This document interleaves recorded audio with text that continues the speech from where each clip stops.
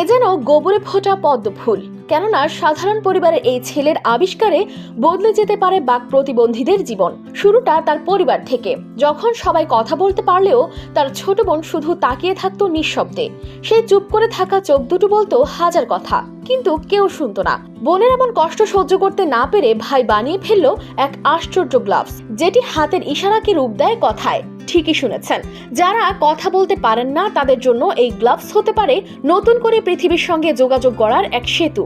বাক প্রতিবন্ধীদের জন্য এমনই এক যুগান্তকারী আবিষ্কারে সাড়া ফেলেছে ভার্সিটি পড়ুয়া এই ছাত্র।